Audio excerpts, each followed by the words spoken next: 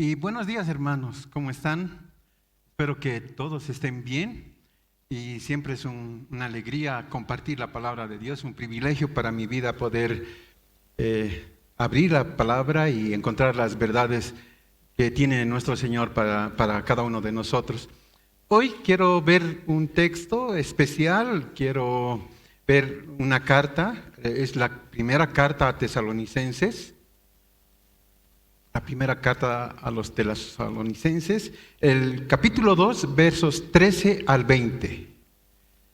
No va a ser muy desconocido el texto porque estamos estudiando este libro en lo que es los grupos Getro, los grupos familiares aquí en la iglesia. Así que, bueno, vamos a recordar un poco de lo que ya hemos aprendido en los grupos Getro. Bueno, hermanos, quisiera dar lectura a estos versos. Dice así, capítulo 2, versos 13 al 20, dice así: por lo cual también nosotros sin cesar damos gracias a Dios de que cuando recibisteis la palabra de Dios que oísteis de nosotros, los recibisteis no como palabra de hombres, sino según en verdad, la palabra de Dios, la cual actúa en vosotros los creyentes. Porque vosotros, hermanos, vinisteis a ser imitadores de las iglesias de Dios en Cristo Jesús que están en Judea, pues habéis padecido de vuestra propia nación las mismas cosas que ellos padecieron de los judíos, los cuales mataron al Señor Jesús y a sus propios profetas, y a nosotros nos expulsaron, y no agradan a Dios, y se oponen a todos los hombres, impidiendo hablar a los gentiles para que éstos se salven. Así colman ellos la medida de sus pecados, pues vino sobre ellos la ira hasta el extremo. Pero nosotros, hermanos, separados de vosotros por un poco de tiempo, de vista pero no de corazón, tanto más procuramos con mucho deseo ver vuestro rostro. Por lo cual quisimos ir a vosotros, yo Pablo, ciertamente una y otra vez, pero Satanás nos estorbó. Porque, ¿cuál es nuestra esperanza o gozo o corona de que me gloríe? ¿No lo sois vosotros delante de nuestro Señor Jesucristo en su venida? Vosotros sois nuestra gloria, nuestro gozo. Vamos a orar. Padre, Señor, queremos esta mañana darte gracias por tu misericordia, la gracia que derramas en nuestras vidas. Señor, agradecemos porque domingo tras domingo podemos abrir tu palabra. Y Señor, tenemos la confianza de estar delante de ti. Padre, queremos unánimes rogarte que nos ayudes en la comprensión de tu palabra, que puedas iluminar nuestra mente para entender lo que tienes esta mañana. Queremos aprender de ti, queremos vivir para ti, Señor, ese es nuestro propósito de vida. Y Padre, ayúdanos. Así que dejamos este tiempo en tus manos para que tú nos ayudes a comprender lo que tienes para nosotros. En Cristo Jesús oramos. Amén. Amén. Bueno, hermanos, ¿cómo pasa el tiempo, no? Ya estamos comenzando el segundo año del 2024. Segundo mes, no segundo año. Ya estamos en febrero, y cuando se comienza un nuevo año hay muchas expectativas. Cuando se comienza el año siempre hay cosas que se quiere hacer más adelante. Y, por ejemplo, en las redes sociales, en los medios de comunicación, hay una expresión que se está repitiendo constantemente. Dice, año nuevo, vida nueva. ¿Han oído esto? ¿Sí? Estoy seguro que sí han oído. Y es verdad que los cristianos, los hijos de Dios, sí comenzamos un nuevo año, pero no iniciamos una nueva vida. De hecho, hermanos, cada uno de nosotros tenemos una vida nueva en Cristo Jesús. Nuestra vida ya fue renovada y permanece firme a través del tiempo en nuestro caminar por este mundo. Es más, las Escrituras, la palabra de Dios, nos dicen que las misericordias de Dios se renuevan cada mañana. Y gracias a lo que el Señor Jesús hizo por nosotros, podemos caminar en este mundo con esta novedad de vida. Esta carta de Primera Tesalonicenses es especial, ¿no? Es muy especial. Pablo envió esta carta para animar a los hermanos, para apoyar, para afirmar a los hermanos de la iglesia. Él mismo lo había establecido y él quería recordarles que el Señor les ha llamado, que el Señor los ha escogido. Y además de llamarlos y escogerlos, el Señor tiene un camino en el que quiere que anden. Y saben, muchas veces este camino es dificultoso. Este camino es lleno de dolor. Y lo mismo quiere de nosotros, hermanos. Cuando leemos esta carta, Él quiere que nosotros entendamos, que nosotros revisemos nuestras vidas para ver si nuestra fe está arraigada en Él. Para ver si nosotros estamos viviendo como a Él le agrada.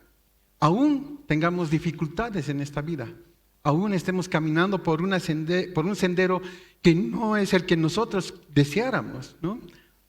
Ahora, antes de continuar, quisiera un poco entrar en el contexto de la carta, en la situación en la que estaban viviendo los hermanos y cómo se había formado la iglesia.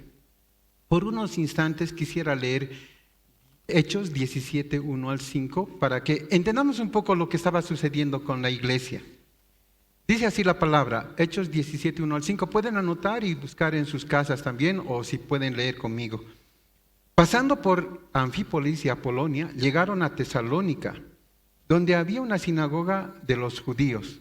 Y Pablo, como acostumbraba, fue a ellos y por 3 días de reposo discutió con ellos, declarando y exponiendo por medio de las Escrituras que era necesario que el Cristo padeciese y resucitase de los muertos, y que Jesús, a quien yo os anuncio, decía él, es el Cristo.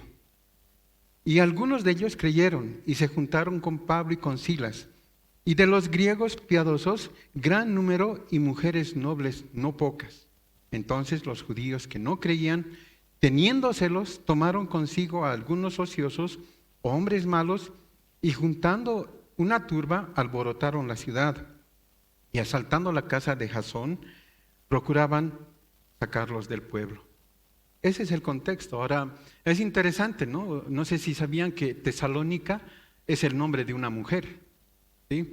Es el nombre de la media hermana de Alejandro Magno, ¿cierto? Ella se había casado con Casandro, uno de los generales de Alejandro, y él puso a esta ciudad el nombre Tesalónica. Así que ya saben algo más. Pero también debemos recordar algunas otras cosas más para entender lo que nosotros queremos ver esta mañana. Nosotros estamos ya situados, por lo que hemos dado lectura en Hechos, que Pablo estaba comenzando su segundo viaje misionero. Pablo viajó más o menos 160 kilómetros desde Filipos, donde él estaba, hasta la ciudad de Tesalónica. Y lo que hemos dado lectura dice que, como era su costumbre, al llegar a la ciudad, el apóstol fue a predicar a la sinagoga de los judíos. Pablo estaba enseñando las escrituras del Antiguo Testamento acerca de la muerte y resurrección del Señor, con el propósito de demostrar que Jesús de Nazaret era el Mesías prometido. Y lo mejor de todo esto es que Dios tocó los corazones de algunos judíos y creyeron. También se convirtieron algunos griegos y las mujeres principales de la ciudad. Ahora, es algo espectacular lo que pasó en esta ciudad. Es algo magnífico. ¿Por qué digo eso? Porque Pablo predicó corto tiempo en ese lugar. Él predicó en la sinagoga por 3 días de reposo. Es decir, predicó 3 sábados seguidos. ¿Se imaginan, hermanos? Pablo predicó solamente 3 semanas. 3 semanas.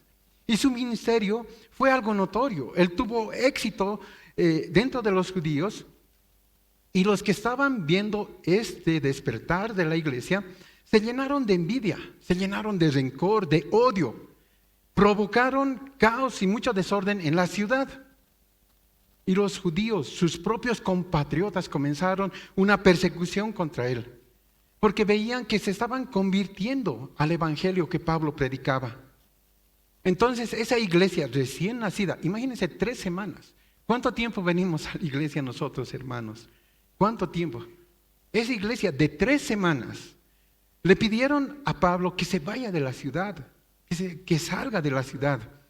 Le dijeron que ellos iban a enfrentar esas circunstancias difíciles que venían.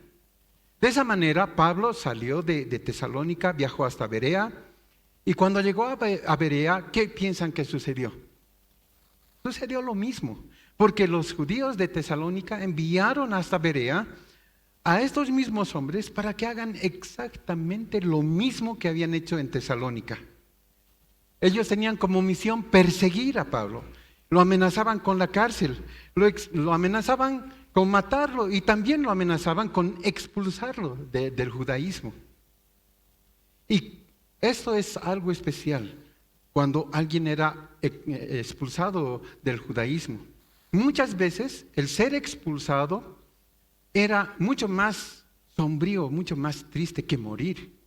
Porque nosotros sabemos que el cristiano, el Hijo de Dios, cuando muere, cuando duerme, va al cielo y se presenta delante de su Señor y de su Salvador. Pero cuando eran expulsados de la comunidad judía, significaba que nadie podía hacer negocios con este hombre, con aquel que había recibido al Señor. No podían comprar ropa, no podían comprar comida, nadie hacía negocios con ellos. Si este hombre aceptaba esa obra del Señor Jesús en su vida y era casado, perdía a su esposa, perdía a su familia, lo perdían todo. Ahora es un contexto difícil, ¿no? Y entendiendo este contexto, nosotros debemos preguntarnos, ¿cómo una iglesia recién plantada, una iglesia que tenía unas cuantas semanas de vida, podía enfrentar situaciones de sufrimiento, tribulación, de dolor, de persecución? ¿Cómo lo podían hacer? Seguramente los creyentes de ese tiempo preguntaban, ¿y ahora qué hacemos? ¿Cómo enfrentar las situaciones difíciles que están viniendo? ¿Dónde podemos encontrar ayuda? ¿Dónde podemos encontrar apoyo, auxilio para nuestros sufrimientos? ¿Cómo entender lo que está pasando? Y yo me preguntaba, hermanos, ¿cómo es posible, ¿no?, que en este tiempo, no en el primer siglo, cuando los hermanos están sufriendo, cuando los hermanos están en dolor, en vez de quedarse en la iglesia, en vez de aferrarse a la iglesia, al Señor, en vez de tener mayor comunión, salen de la iglesia? ¿Cómo es posible? Porque eso es, ¿no? Cuando se está enfrentando una situación negativa, una situación de dolor, una situación de enfermedad, en vez de seguir en la iglesia del Señor, en vez de seguir en una familia que tenemos, se alejan y ya. Es triste. Por eso, esta mañana vamos a ver 3 regalos que Dios da para su iglesia, para que esta iglesia pueda enfrentar situaciones duras de esta vida. En primer lugar, el primer regalo que da Dios a su iglesia es su palabra. Quisiera que vean conmigo el versículo 13. El primer regalo es su palabra. Versículo 13 dice así: por lo cual también nosotros, sin cesar, damos gracias a Dios de que cuando recibisteis la palabra de Dios, que oísteis de nosotros, la recibisteis no como palabra de hombres, sino que es en verdad la palabra de Dios, la cual actúa en vosotros los creyentes. Ahora es interesante, ¿no, hermanos, ver este verso y entender que Pablo tuvo un impacto tan grande en esta ciudad, en esta iglesia, cuando plantó la iglesia, porque predicó la palabra de Dios. Ahora, el versículo comienza con una acción de gracias, ¿sí? Comienza dándole gracias a Dios. Él reconoce, hermanos, que sin Dios nada es posible en esa vida. El fundamento de la iglesia es Dios. Y les recuerda que ellos no solamente recibieron, no solamente aceptaron la palabra de Dios para salvación, sino que creyeron, se rindieron a ella como una fuente de autoridad, más bien como la fuente de autoridad para su vida diaria, cotidiana. La palabra recibir significa dar la bienvenida. Entonces Pablo da gracias a Dios porque esas personas recibieron, aceptaron, dieron la bienvenida a la palabra de Dios, no como palabras de hombres. Más bien, reconocieron que provenía de Dios. Y esto es maravilloso. Y es maravilloso porque todos los que estamos reunidos aquí, tenemos una Biblia. Tenemos una Biblia. Está en nuestras manos. Y reconocemos que es la palabra de Dios. La Biblia es el único libro inerrante. La Biblia es el único libro infalible, insuperable. Es la palabra de Dios. No hay otro libro en el mundo que se pueda comparar a la Biblia. Pero hay muchos que dicen, bueno, sabes, yo no creo mucho en la Biblia, porque eso es escrito de hombres. Y saben, hermanos, claro que está escrito por hombres. Eso nunca se ha negado. Pablo mismo, en los versos que hemos dado lectura, dice, oísteis la palabra de nosotros. Y él reconoce que es una palabra hablada por hombres. Es una palabra escrita por hombres. Pero definitivamente es algo distinto. Es diferente a cualquier otra palabra, a cualquier otro libro escrito por hombres. Así que tanto los tesalonicenses como nosotros, hermanos, hemos recibido lo que realmente es la palabra de Dios. Entonces, pregunta, ¿cuál es la diferencia entre la palabra escrita de hombres y la Biblia, que también ha sido escrita por hombres? La diferencia es que la Biblia fue inspirada por Dios. Pablo no niega que fue escrita por hombres. Los 66 libros que tenemos en la Biblia fueron escritos por seres humanos. Por seres humanos. Los 66 libros que tenemos no nos llegó ya empastado, encuadernado y editado. No fue así. Más bien, llegó hasta nuestras manos por un proceso de casi 1500 años. Hombres fueron inspirados por Dios, escribieron en nombre de Dios y eso no se puede negar. Incluso nosotros, hermanos, sabemos que Dios utilizó sus experiencias, Él utilizó la mente de ellos, utilizó el contexto de vida de los escritores, sus sufrimientos, todo por lo que pasaban.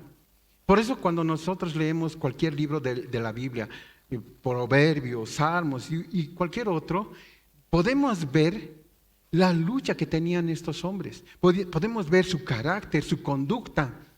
Vemos sus emociones, sus pensamientos, sus ansiedades, la cosmovisión de vida que tenían ellos. Entonces, ¿cuál es la diferencia entre la Biblia y los demás escritos? Dijimos, es la inspiración. Toda escritura es inspirada por Dios y esa palabra inspirar significa respirar, soplada. La Biblia es el soplo divino. ¿Y por qué es algo que viene de Dios? Es viva y eficaz, es eficiente. ¿Qué quiere decir esto? Que actúa con poder sobre sus hijos. Por eso, hermanos, el libro que tenemos entre nuestras manos, la Biblia, es Dios hablando a nuestras vidas.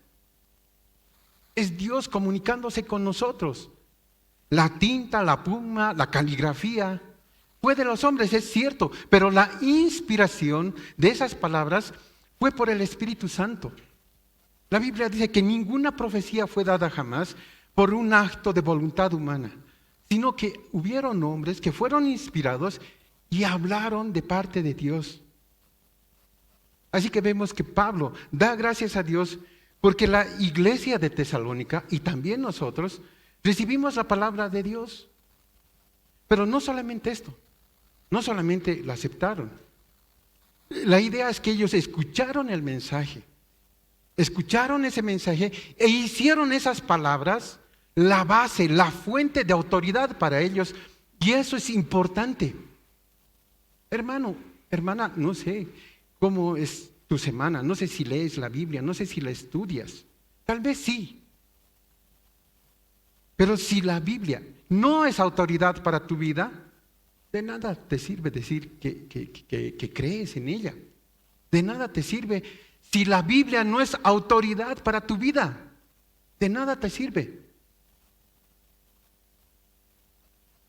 Dios el Creador, Dios omnipotente, ese Dios de amor y justicia, es el Dios que ha decidido hablarte a ti, hermano, hablarme a mí. Él ha decidido comunicarse con nosotros, contigo, día tras día. Es su propia voz.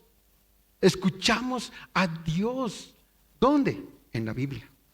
Y saben, eso es un gran privilegio. El tener comunión con Dios y escucharle hablar día a día es un privilegio para nosotros.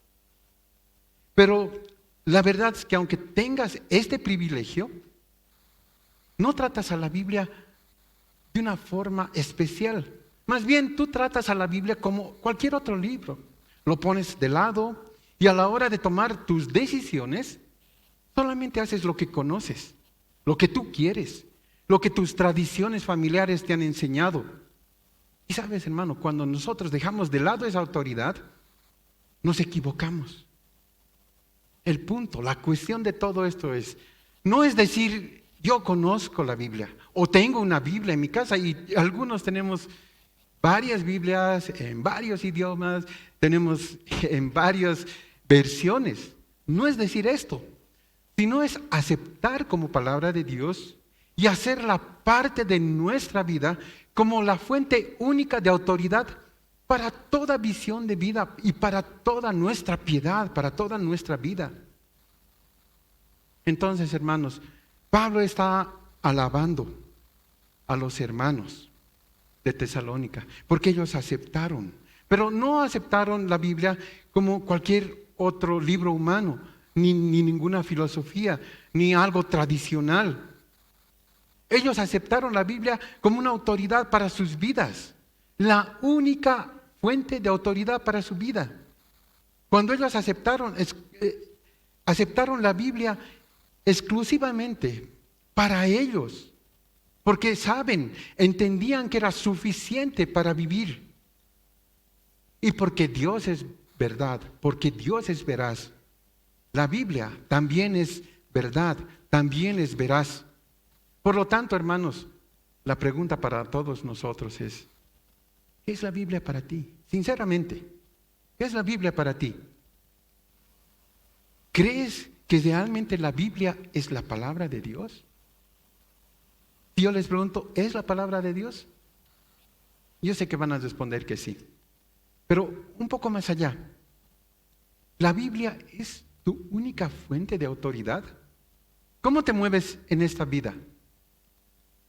¿No engañas? ¿No mientes? Eso es lo que hemos aprendido antes. Ahora vivimos en novedad de vida.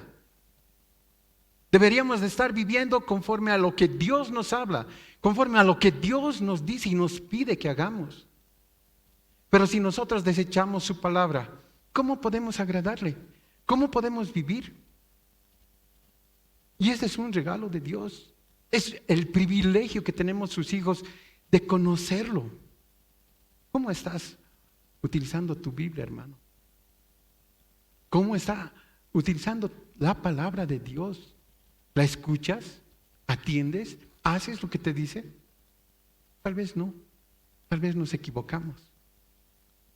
Pero es tiempo, ¿no?, para rectificar, para cambiar, para hacer lo que Dios quiere que hagamos.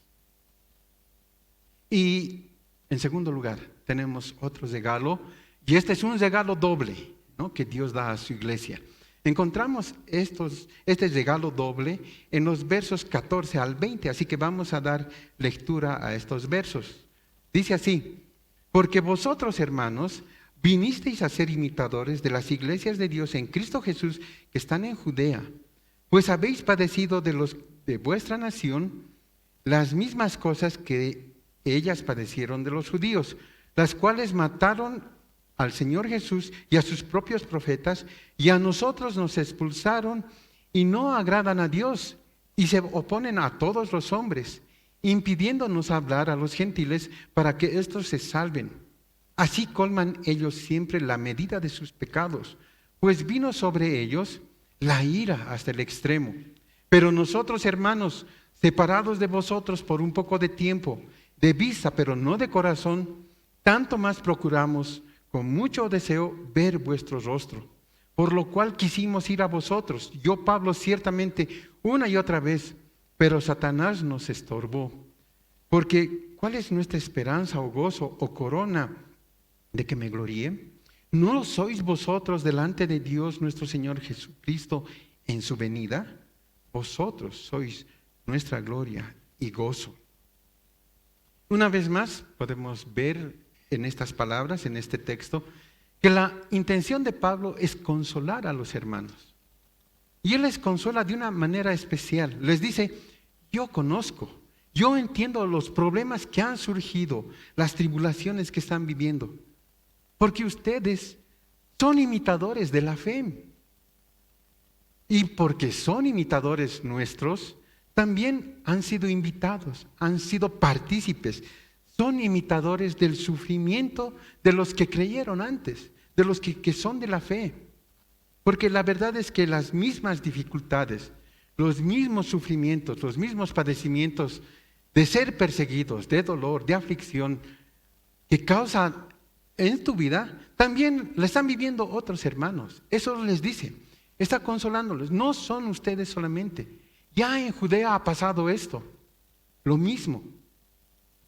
Ahora, muchas veces dentro de la propia iglesia del Señor, podemos encontrar a muchos hermanos, a muchas hermanas que piensan, que están seguros que ellos son los únicos que sufren, que ellos son los únicos que tienen problemas, que ellos son los únicos que luchan contra el dolor, que luchan contra la frustración, contra la impotencia. Pero Pablo dice, y les quiere consolar, y les dice, tomen en cuenta que los problemas que están pasando, el sufrimiento que están atravesando, no son exclusivos de algunos creyentes. No, el sufrimiento es de todos. Hermano, hermana, cuando sufres, tú no estás solo. ¿Saben? La iglesia en general es una iglesia que sufre. Es una iglesia que lucha día a día. Está luchando contra el mundo, está luchando contra el pecado. Así que nosotros cuando pasamos por alguna dificultad no estamos solos. Tus batallas son las batallas de otros hermanos. Tus luchas son nuestras propias luchas, de todos los creyentes. De todos los creyentes, hermanos. Y para que la iglesia de Tesalónica y también nosotros entendamos esto de sufrir y el dolor, en el verso 15 dice algo especial. Vean lo que dice el verso 15. Los cuales mataron al Señor Jesús y a sus propios profetas, y a nosotros nos expulsaron, y no agradan a Dios y se oponen a todos los hombres. ¿Qué dice Pablo? Miren al Señor Jesús.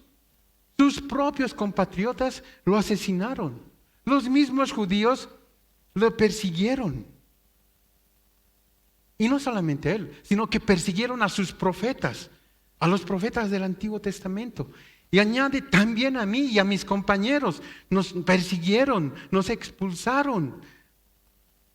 Y si nosotros, hermanos, recordamos por un momento, a grandes rasgos la historia bíblica, podemos ver cómo los enemigos de Dios todo el tiempo han perseguido a los creyentes, todo el tiempo. Por ejemplo, si comenzamos desde el Génesis, y claro, seguimos por los otros libros, y les dije a grandes rasgos, desde el principio vemos que Caín mató a su hermano Abel. Otro ejemplo es José, que él compartió de sus sueños de prosperidad, compartió de sus sueños de grandeza. Y esos sueños no incluían solamente a él, sino a sus padres, a sus hermanos. ¿Y qué pasó? Su propia familia, sus hermanos, terminaron vendiéndolo como esclavo. Y cuando Dios llamó a Moisés, le dio una tarea especial. ¿Qué hizo Moisés? Él obedeció. ¿Sí? Él vio el dolor que estaban pasando sus hermanos en la esclavitud y condujo al pueblo a la libertad. Solo para que más adelante, cuando ya vinieron los problemas, había hambre, no había agua, estaban caminando, estaban cansados, esas mismas personas se quejaran y le pidieran que denuncie como líder, que se había equivocado, y añoraban lo que tenían en Egipto. Y si vamos revisando la vida de los profetas, Eso es terrible, ¿no? Porque dice la palabra que experimentaron vituperios, azotes, sufrieron prisiones y cárceles, fueron apedreados, aserrados, puestos a prueba, muertos a fila de espada. Imagínense eso, hermano. ¿Y qué del Señor Jesús? El Hijo de Dios hecho carne. Él vino a este mundo, predicó el evangelio de salvación.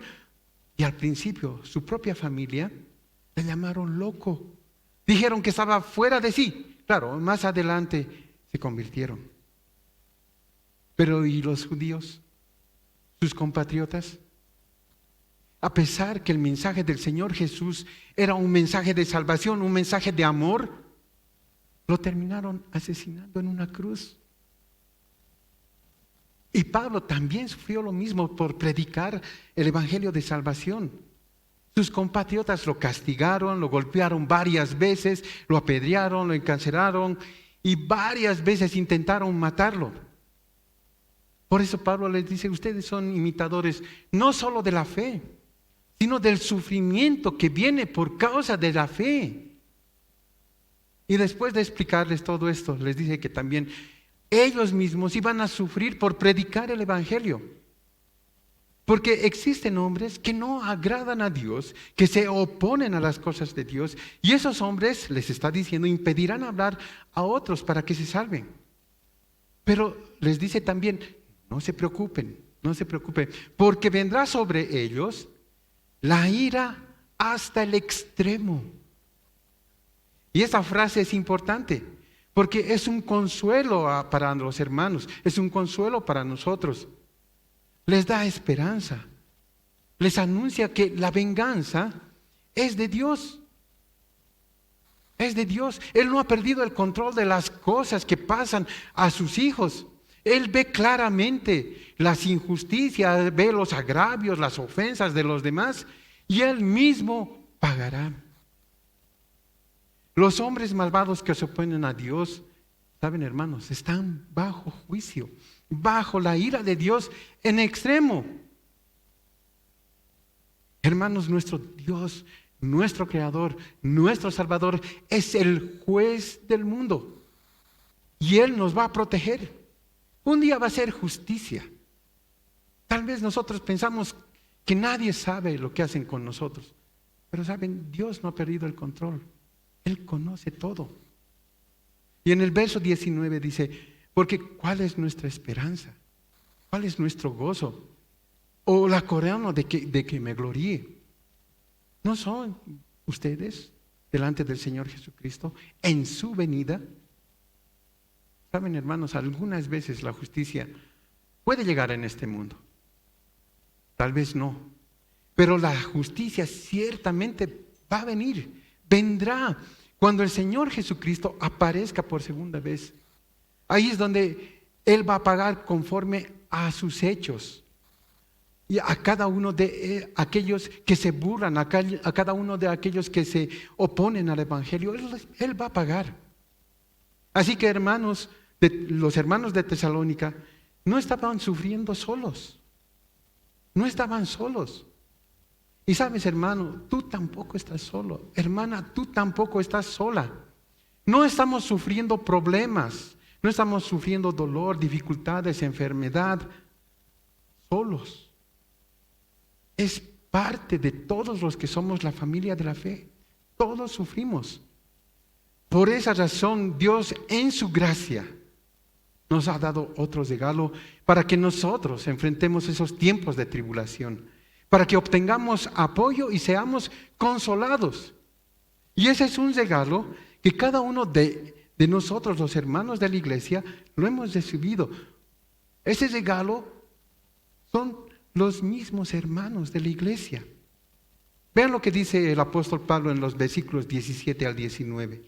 Dice así: pero nosotros, hermanos, separados de vosotros por un poco de tiempo, de vista, pero no de corazón, tanto más procuramos con mucho deseo ver vuestro rostro, por lo cual quisimos ir a vosotros. Y yo, Pablo, ciertamente una y otra vez, pero Satanás nos estorbó. Porque ¿cuál es nuestra esperanza o gozo o corona de que me gloríe? Recordemos lo que estaba sucediendo, hermanos, un poco. Pablo predicó el Evangelio. Muchos se convirtieron. Estableció la iglesia en 3 semanas. Así que esta iglesia era una iglesia joven. Y al levantarse la iglesia, también vino persecución. Una persecución muy fuerte, muy dura. A tal punto que los judíos lo querían matar y querían destruir lo que estaba pasando. Los mismos hermanos, cuando pasó todo esto, le pidieron que se vaya, que salga de la ciudad. Pero al pasar el tiempo, la iglesia que le dijo que se vaya, que iban a enfrentar los problemas, extrañaba al apóstol, extrañaba a sus acompañantes. ¿Y qué creen que hacían los judíos? Se estaban burlando. Les decían, ¿dónde está Pablo? ¿Dónde está aquel que trajo ese evangelio, esas mentiras? ¿Dónde está? ¿Acaso no se dan cuenta que los ha abandonado? ¿Acaso no se dan cuenta que los ha desamparado? ¿Dónde está él ahora que ustedes están sufriendo? Y se hacían la burla. Entonces es natural que los hermanos de la iglesia empezaron a dudar. Pero Pablo, en estos versos que hemos dado lectura, les explica y les dice, yo no los he abandonado. ¿Saben? Aunque estoy lejos, aunque estoy separado de ustedes físicamente, estoy cerca espiritualmente porque los extraño. La palabra separados es sumamente interesante. La idea que transmite es de ser huérfano. Entonces lo que Pablo está diciendo, hermanos, yo me siento huérfano sin ustedes. Así como un hijo se siente triste, mal, cuando el papá abandona la casa, así yo me siento, porque he sido separado de ustedes. Además, hermanos, no duden, yo he tratado de ir varias veces a verlos, porque los extraño, pero Satanás me lo ha impedido. Así que vemos en estos versos que Pablo muestra su amor, muestra sus emociones. Él mismo estaba ansioso, estaba desesperado por verlos. El apóstol estaba esperanzado de ir. ¿Con qué propósito? Para consolarlos. Porque sabía que así como él los extrañaba, también los hermanos lo estaban extrañando a él. Pablo sabía cuán importante es para esos momentos de dolor, para esos momentos de tribulación, el estar conectados. Sabía que era importante estar involucrados, inmiscuidos, integrados en la iglesia. Hermanos, no estamos solos. Nosotros somos una gran familia. Somos miembros los unos de los otros. Todos los domingos cuando nos encontramos en este lugar, nos saludamos con mucho amor. Y saben, debemos dar gracias a Dios por nuestros hermanos. Lo que aprendemos de estos versos es así como Pablo necesitaba a los hermanos, ellos también lo necesitaban a él. Hermano, quiero hacerte una pregunta. ¿Te sientes amado? Hermana, ¿te sientes amada en la iglesia? ¿Te sientes valorada en esta iglesia? ¿Estás animada por los pastores? ¿Estás animada por los ancianos? ¿Por los líderes de la iglesia, la comunidad? ¿Te sientes valorada, hermano? Tal vez algunos van a responder, sinceramente, pastor, yo no me siento amado ni valorado en la iglesia. Tal vez sí. Y saben, no dudamos de su respuesta. Pero quisiera hacerles otra pregunta. A todos aquellos que se sienten no valorados. ¿Cuánto participas de las actividades que tiene la iglesia? ¿Cuánto compartes con los hermanos de la iglesia? Saben, hermanos, la iglesia, la comunidad es tu casa.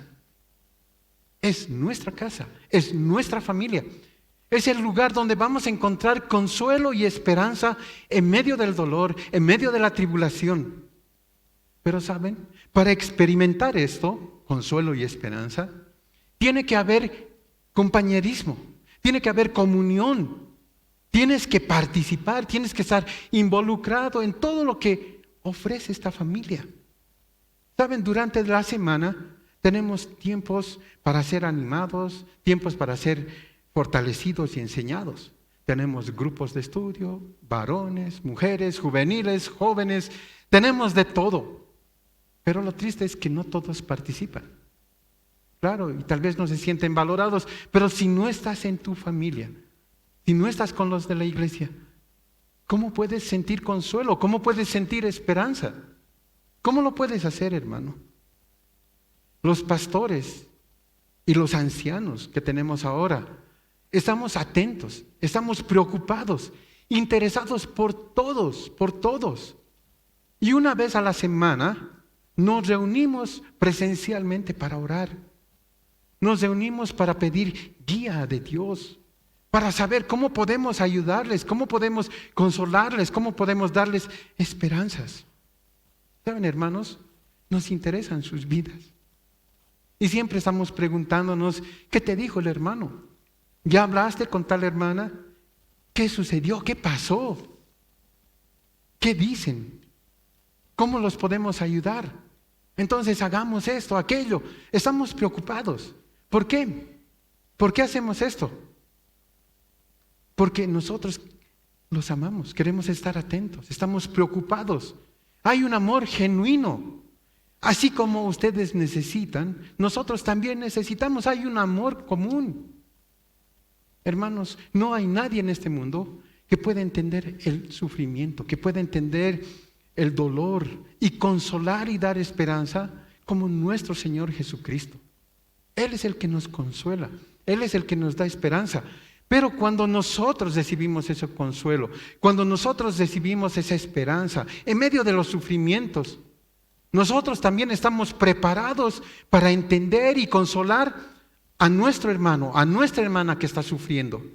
¿Saben? Todos sufrimos. Esa es la verdad. Todos necesitamos. Todos, si hay autoridad en la iglesia o no, todos necesitamos de consuelo y de ayuda. Por ejemplo, nosotros, los pastores, los líderes, necesitamos de ustedes, así como ustedes necesitan de nosotros. Durante años, desde que mi esposa ha enfermado, muchos hermanos y hermanas han consolado su vida. Cuando he estado enfermo, muchos de ustedes han consolado y me han dado esperanzas. Y todavía lo siguen haciendo. Muchos han estado orando por nuestras vidas y les pido, les ruego que sigan orando por nosotros. No solamente por mí, sino por los pastores y los ancianos que tenemos ahora. Oren, porque también necesitamos. Así como Pablo necesitaba a los de Tesalónica necesitaban a Pablo y a sus acompañantes. Nosotros también los necesitamos a ustedes. Por eso es una familia. Por eso es un cuerpo. Por eso debemos tener comunión y amor los unos a los otros. Dios nos ha dado un regalo grandioso, la familia. Dios preparó a muchos de ustedes para consolar y dar esperanza a otros hermanos en medio del sufrimiento. No hay nada ni nadie que pueda entender mejor el sufrimiento cuando uno ha pasado por ese sufrimiento. Así que la iglesia nos necesita a todos. Por eso Pablo dice que hay consuelo y esperanza en una iglesia. Hay consuelo y esperanza en la familia. En su bondad, en su misericordia, Él ha dado estos regalos para nosotros. Nos ha dado su palabra, nos ha dado su justicia, su consuelo por medio de los hermanos. Así que, hermanos, si estamos sufriendo, por ninguna razón retrocedas, hermano. Si estás sufriendo, si estás en dolor, busca a tus hermanos, busca a tu familia. No abandones la iglesia, no dejes a tu familia espiritual. ¿Sabes? Estamos contigo. Todos nosotros estamos contigo. Y en este lugar, en la comunidad, vas a encontrar consuelo y esperanza. Vamos a orar. Padre, te agradecemos, Señor, por tu palabra. Señor, agradecemos por lo bueno que eres con nosotros, Señor.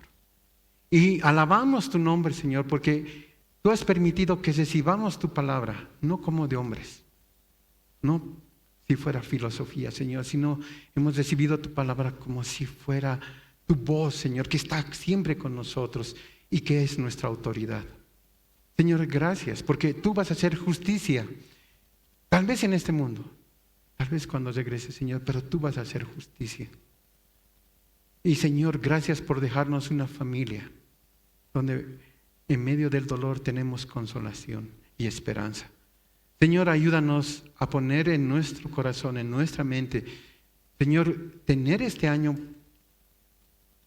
en nuestras vidas a tus pies y también participar de todo lo que tenemos en nuestra familia. Ayúdanos, Señor, ese es nuestro propósito. Y muchas gracias por este tiempo que tenemos para abrir tu palabra y predicarla, Señor. En Cristo Jesús oramos. Amén. Amén.